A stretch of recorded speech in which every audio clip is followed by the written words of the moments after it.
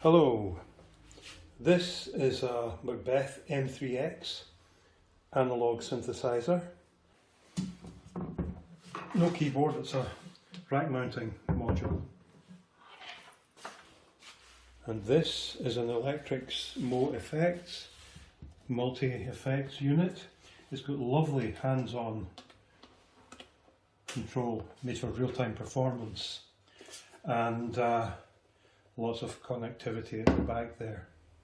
And this is a Boss Studio Effects processor, and I'm going to combine these three elements into one rack to make a nice instrument, analog synth plus effects.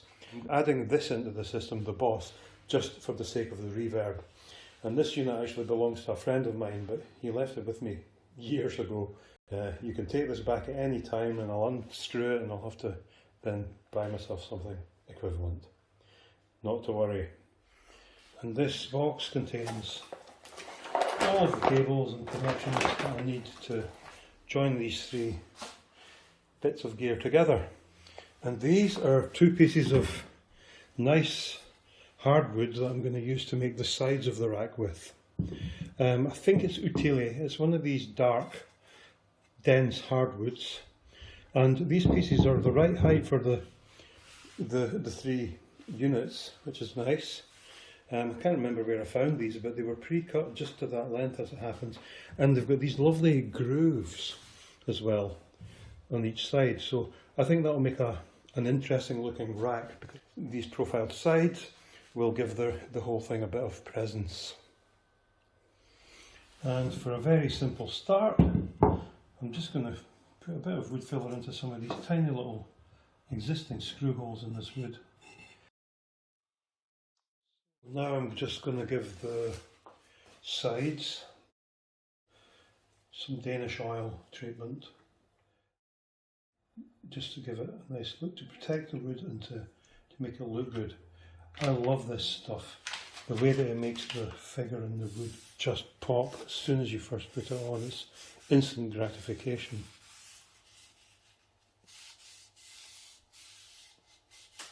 I gave the wood a light sanding first, just to prepare it for the oil.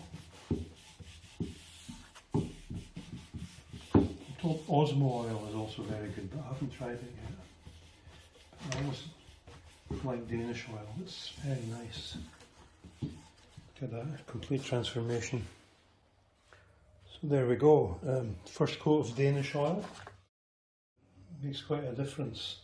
I usually do about 3 coats if it's not a surface that needs to be given a lot of use. Just rub it in gently with a small piece of clean cloth, let it dry, and then do another coat and just dry in between coats, and it comes up really nice. It looks like a varnish, but it's got more luster.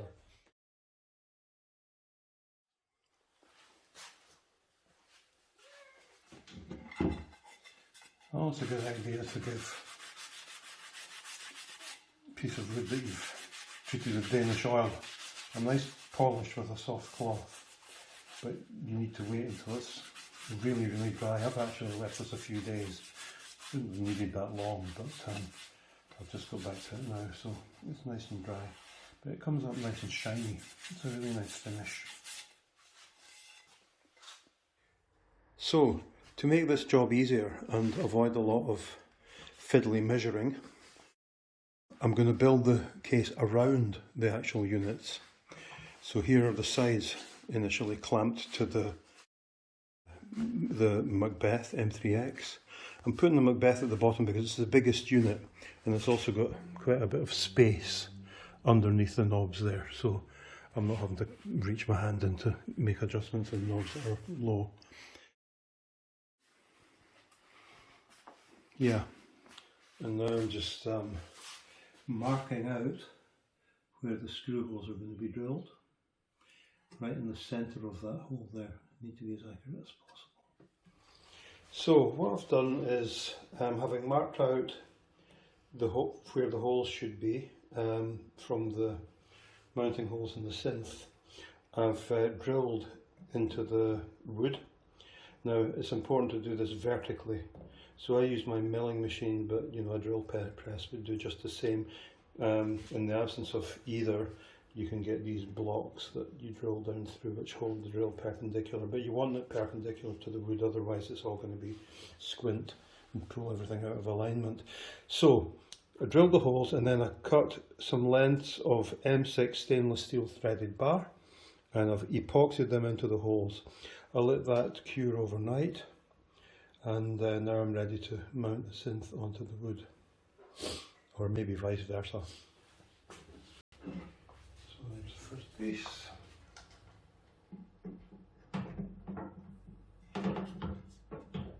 The washer and stainless steel dome nuts for a nice look. Here we go.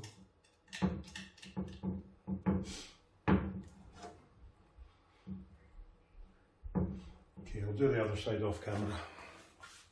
So there's this stage completed. I think that dark stained wood looks good against the black of the synth. Happy with it so far. Now, having repeated the same process with drilling and then gluing in studs with epoxy, same as before, I'm ready to mount the second unit, which is the Boss effects processor.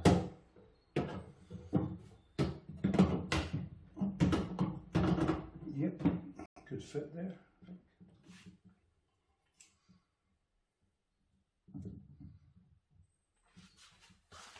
So, it's starting to take shape. These stainless steel dome nuts look pretty good. And next, same again, marking out the positions of the holes for the other effects unit, which is the Mo effects. And finally, the top effects unit has been put on. This is the Electrics Mo effects. This has gone on in the same way as the other ones, with studs and stainless steel dome nuts, and it all looks pretty good. Now, onto the top and bottom of the rack. These pieces of timber are the same, very similar kind of wood to the sides. I bought these ones, I didn't find these lying about. I think it was probably worth the spend. So I'm just going to sit this one here for a bit of marking out.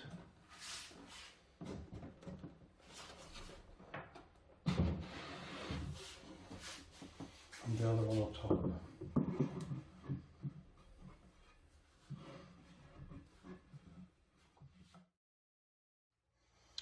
So, clearance holes have been drilled in the top and bottom pieces. The ones for the bottom are countersunk because they're going to be underneath. The rest I've just left because the ones in the top are going to be counterbored and plugged, but I'm just going to rig it up temporarily at the moment, so just straight holes will do.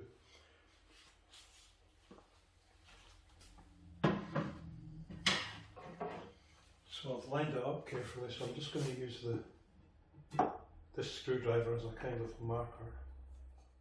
Probably not great practice, but it'll do the job.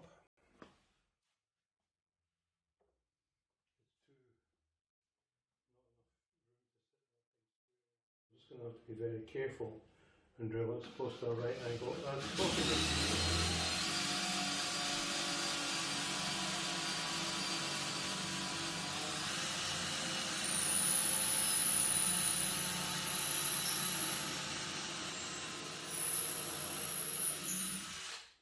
Didn't look too bad, that's all I can say.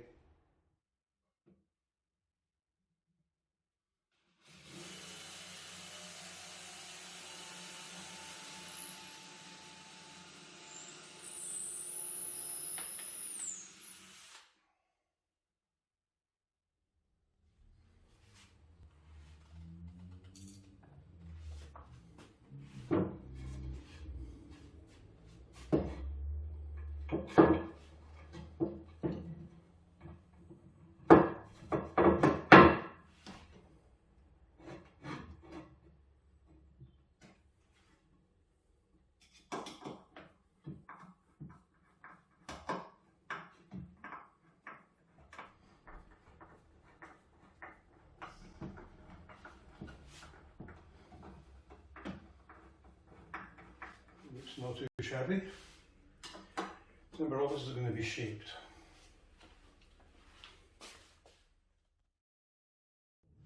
So this is upside down now, so the same again on the bottom.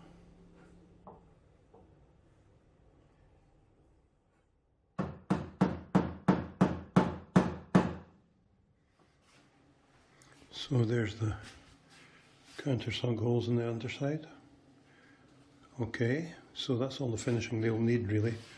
The screw heads can be visible because they won't be seen. Now you should be able to see some curved lines marked out in pencil in a sketchy kind of way. That's how I work sometimes. It looks a bit imprecise, but usually I can make some nice shapes this way. So I'm going to take that out now and cut it with the jigsaw, and then I'm going to use the cut piece as a template for the base as well, so that they reflect each other. So it's going to have a kind of organic swing to it. Yeah, it'll take a bit of work with sanding and scraping and all the rest of it, but I've done this kind of thing before. So there it is, laid on in a very approximate manner. It's not too bad. Came out quite well with the jigsaw. There's one or two clunky bits in that curve, as you can probably see there. The human eye is very sensitive to that kind of irregularity in a curve, but it's okay. That will come out with a bit of planing and sanding and whatnot. It won't take a lot of work. So now I'm going to mark out the other one, the base, to the same shape so that they mirror each other, using the top one as a kind of template. So here we have it in as a rough form.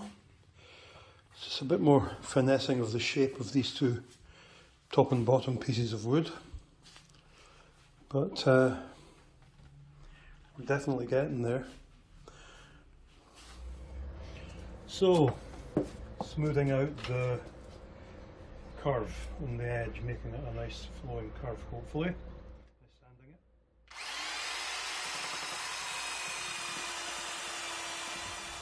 it. Surprising how little time it takes to sand in a nice smooth curve, and what an amazing difference it makes visually.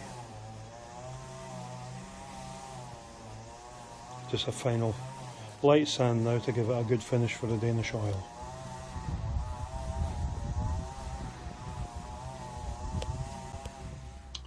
Cutting plugs, the plug cutter. What else?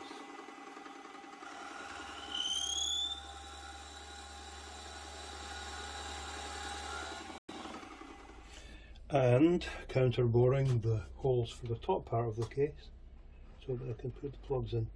It's important to make sure you don't go all the way through.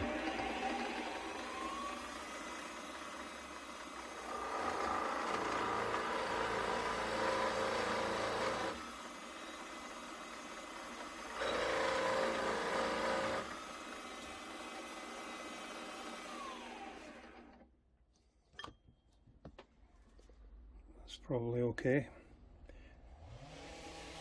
And there's one of the plugs kind of in situ. Of course these will be trimmed flat. I'll be honest, I would like to have used a drill bit that was 0.5 millimeter bigger, but I can't find one, and this will do okay. So the beauty of Danish oil on hardwood out in the sun to dry.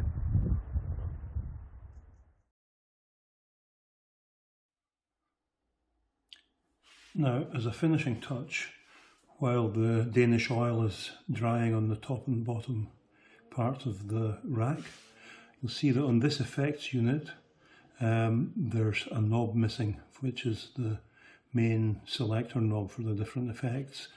It works perfectly well, but it's just missing. I don't know what happened to it. So I'm going to make another one. But the other knobs on the other side of the panel that you can't see at the moment are black plastic, but I'm going to make this one out of this piece of brass because I think it'll give a nice look and it'll be a nice contrast to these stainless dome nuts and to the dark wood of the rack. So I'm going to get about turning something out of this on the lathe.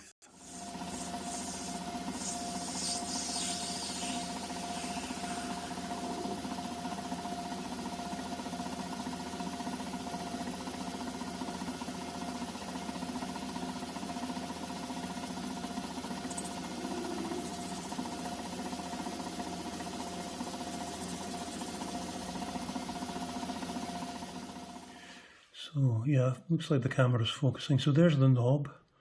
I'm quite pleased with it. It's made of brass and losing a bit of focus, that's it. And you can see there's a knurled band on it there. The knurlings come out quite nice.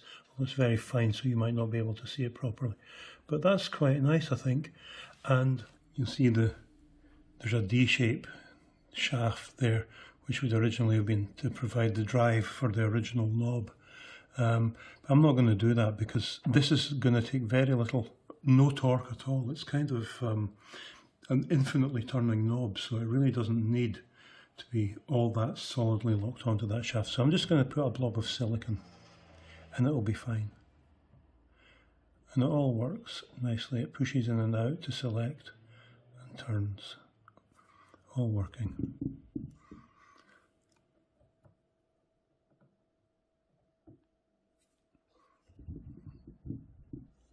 So, good.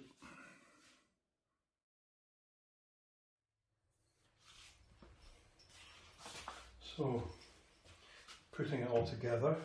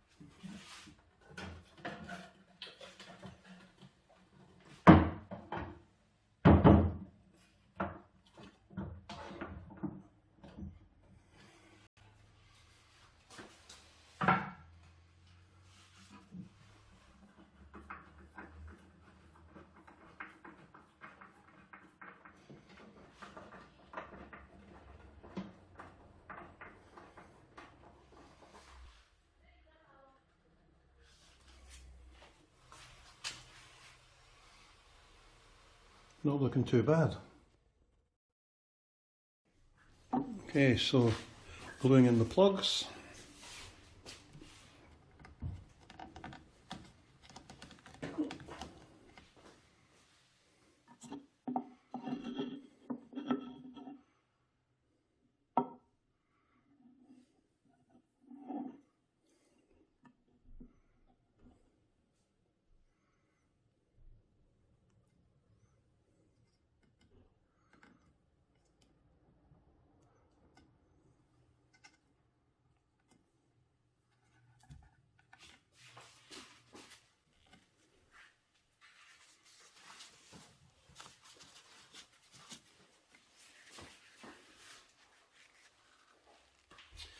Okay, so now I'm going to trim these plugs by first cutting them, and I'm going to cut them with a hacksaw.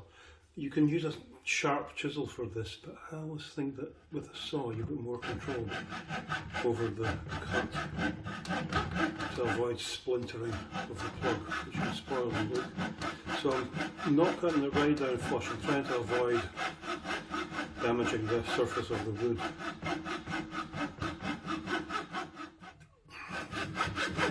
Not succeeding, but a light sand with some fine sandpaper will sort that out, and then I'll redo it with oil at the end. Arguably I should have done this before I oiled the wood, but there'll be a workaround. It's tough wood. Okay, so that's the first one. So that's going to be sanded down, obviously. Sandpaper. So there we are. The plugs are now sanded flush with the top of the wood. I hope the Danish oil feathers in okay. I know I did this the wrong way round really. I think after, yeah, that looks absolutely fine. After 2 or 3 coats, it's going to be just as it was. Absolutely fine. It's very forgiving stuff, Danish oil, I find.